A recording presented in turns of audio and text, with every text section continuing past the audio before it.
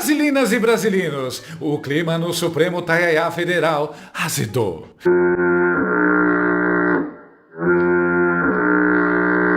Mas não é aquele azedinho de iogurte vencido não, é azedou tipo leite deixado no porta-malas no verão do Rio de Janeiro. Porque Alexandre Oglandi decidiu investigar o vazamento de dados fiscais de ministros do STF e familiares. Ou seja, o homem que transformou o inquérito das fake news num Jurassic Park jurídico, agora resolveu soltar o T-Rex dentro do próprio STF.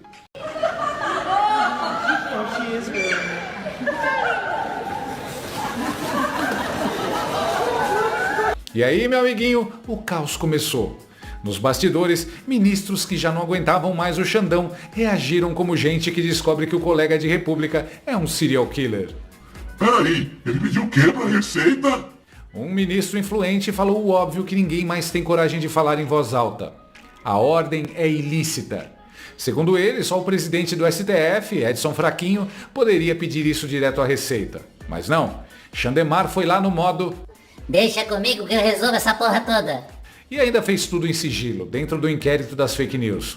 Ou seja, o mesmo inquérito que virou o saco sem fundo da democracia brasileira. Cabe tudo ali dentro. Meme, opinião, crítica, auditor da Receita, jornalista, tio do Zap, agora até ministro do STF com medo de grampo. Um deles mandou a real. Alguns colegas nem foram avisados dessa diligência ilícita. Isso é um absurdo. O que ele quer com isso? Só falta estar grampeando os ministros. Só falta? Meu amigo, nesse ritmo daqui a pouco vai ter escuta dentro do vaso sanitário do Supremo. Xander Clayson ouvindo.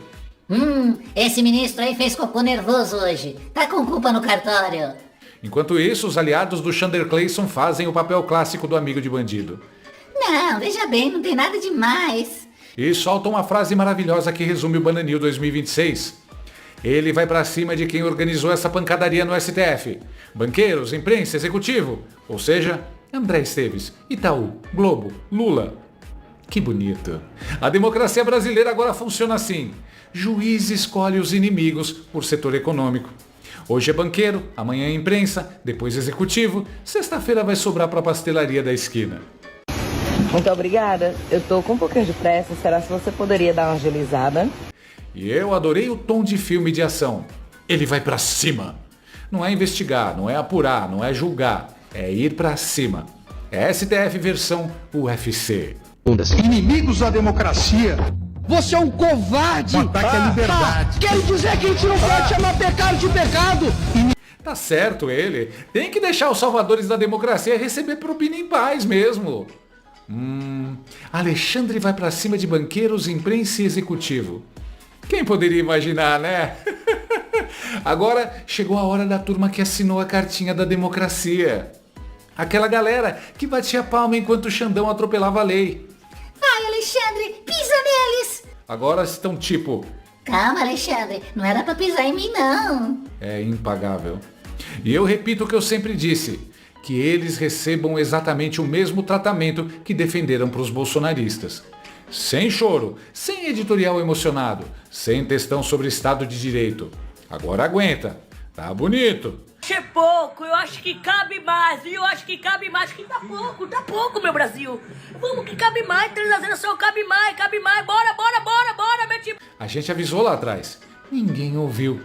Agora, a pergunta filosófica do momento é, será que a criatura vai pra cima do Criador? Será que os banqueiros vão provar da vingança da democracia? Alexandre de Moraes tem mais poder que quem o criou? Porque, sejamos sinceros, desde 1500 quem manda no Bananil não é político, é banco. Se essa briga for real, eu tô fazendo a pipoca. Isso aí é Vingadores Guerra Civil versão Bovespa. Xander Clayson contra o sistema financeiro nacional. Essa queda de braço promete. Quem paga as contas sendo afrontado em rede nacional. Quem você pensa que é? Mas ó, ele acha que a facção rival só tem aquilo sobre ele. Amigo, facção poderosa nunca tem só uma carta.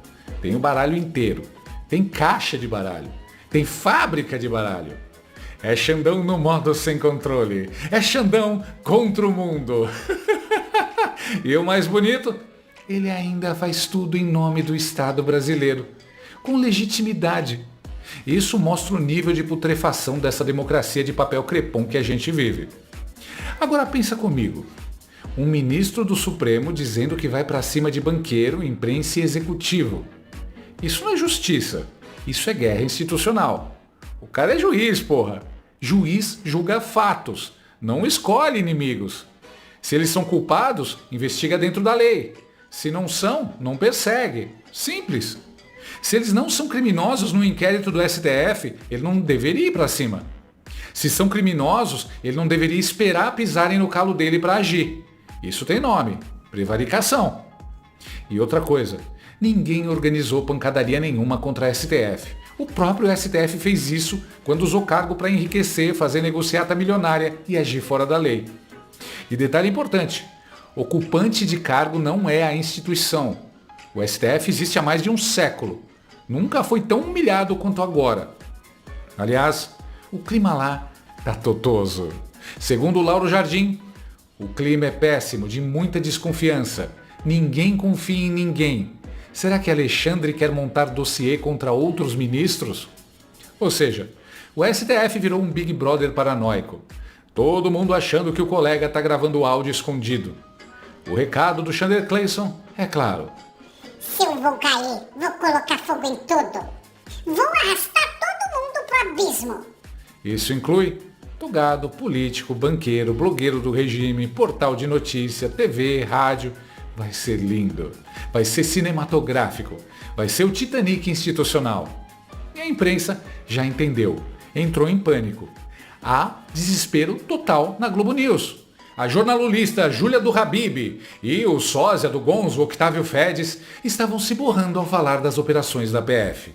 Pelo que você conversou com as pessoas, é um movimento que pode ser parecido com o que foi da Cruzoé lá atrás. Sim. É uma coisa, é uma leitura de que isso seria para entender o vazamento para a imprensa das informações que vieram. Quem já vocalizou essa preocupação foi o senador Alessandro Vieira, que ele faz a ressalva de que se há crime na Receita tem que ser apurado, claro, mas que isso não sirva para como um instrumento de intimidação do trabalho da imprensa, porque o dever de sigilo é do servidor e não do jornalista. Nossa missão é, à luz do interesse público, divulgar informações, mas quem tem o dever do sigilo é o servidor público.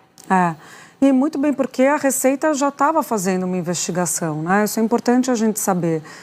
Como a gente disse, já tinha um procedimento interno desses mecanismos próprios da Receita que detectou, né, esse alerta foi detectado de que havia o acesso indevido aos dados. Então, a Receita já estava fazendo uma apuração lá e a Receita pode enviar para o Ministério Público quando há um indício de crime.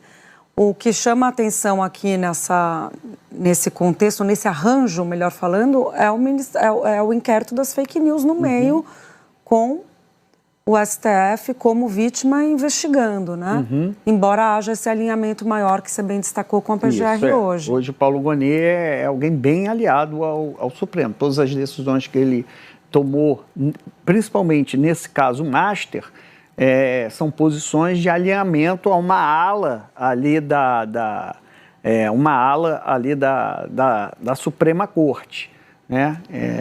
Então, é completamente diferente do que foi o Aras. O Aras, por exemplo, ele era considerado um puxadinho, como é que a gente vai dizer, do executivo, do governo, do executivo, né? E os críticos da gestão do Gonet dizem que ele atua muito em sintonia com o Supremo. De fato, ele foi sócio do Gilmar Mendes no Instituto do Gilmar Mendes, e Gilmar Mendes participou também ativamente fez campanha, né? É um nome avalizado por uma ala do Supremo, o Paulo Gonet. Então, por isso que ele também não vê problema algum nesse inquérito das fake news, ao contrário de seus antecessores, Raquel Dodge e Aras. Para a gente finalizar, ele peticiona até no inquérito, né? Então, não é que há uma investigação do Ministério Público, que a Receita mandou para o Ministério Público e o Ministério Público abriu uma investigação. Não é esse caminho. O caminho que acontece é a Receita manda para o STF numa investigação que já existe no STF, que é o inquérito das fake news, que foi aberto para ver, para apurar ataques aos ministros do Supremo. Então, essa ferramenta que continua aberta, né, também tem um outro ponto que é super questionável, que é o prazo de validade desse inquérito, é como se fosse ad eternum, ele continua lá aberto. Se os ministros acham que há algum ataque contra eles, eles puxam esse inquérito e a investigação é feita no bojo desse inquérito. Lembrando que o ministro Alexandre de Moraes vai ser o próximo presidente. Ele sucede ao fim de 2027. Então, provavelmente não haverá, como se diz, encerramento desse inquérito. Tradução? Gente, agora somos nós. A água não tá mais batendo na bunda. Já chegou no umbigo. O tom de voz deles mudou, reparou? O Octávio parecia velório de sogra. Gaguejaram. Sabem que vem bomba. Pra eles e pra Malu Gaspar. Todo mundo com medo, porque expuseram as irregularidades dos ministros. Viva a democracia! Antidemocráticos. Mais tarde, a jornalista Ana Não É Flor Que Se Cheire resolveu acordar da hibernação. Também um questionamento sobre a Procuradoria-Geral da República, né? Lá na abertura do inquérito das fake news, a então Procuradora-Geral, Raquel Dodge, foi contrária a essa investigação. Hoje há um alinhamento da PGR com o Supremo Tribunal Federal. Se nós cobrávamos de Augusto Aras sempre um não alinhamento com o Executivo, com as vontades do então presidente Jair Bolsonaro, ou que agisse de forma mais isenta, hoje essa cobrança da PGR também tem que ser feita em relação ao Supremo. Acho importante a gente colocar isso na mesa, porque a PGR, enfim, concordou e enviou isso para o Supremo, né? E esse questionamento, se é uma investigação, essa nova fase, que tem que estar ou não dentro do inquérito das fake news, é extremamente relevante e pertinente. Nenê acordou agora? Tava em coma há 7 anos? Cinismo nível hard. O Conchavo é público desde sempre. Até delator já falou, Eduardo Tagliaferro. Mas agora virou problema porque mexeu com dinheiro. Curioso, né? Quando era idoso do 8 de janeiro, tava lindo. Quando é patrimônio bilionário de ministro, aí vira abuso. Os tratadores agora estão presos na jaula com a fera. E ela tá com fome. Muita fome. Aliás, todos os programas da Globo metendo pau no Chandler Clayson. Até o jornalista e sósia do tropeço, Demetrio Magnoli, soltou. Recuso acreditar nisso. Mas não haveria conflito de interesse quando Alexandre de Moraes coordena a investigação, relata o inquérito e julga algo que atinge como uma das vítimas a sua esposa. Não haveria conflito de interesses nesse caso? São as minhas dúvidas. Porque eu vou acabar achando, se ninguém me explicar isso, que o Supremo está fora da lei. Mas eu não vou achar isso. Ah, como se isso fosse novidade. Meu amigo, esse filme está em cartaz desde 2019. Por que só agora a preocupação? Até ontem, Chandler Clayson era herói da democracia. A verdade é simples. A imprensa só se revolta quando envolve dinheiro.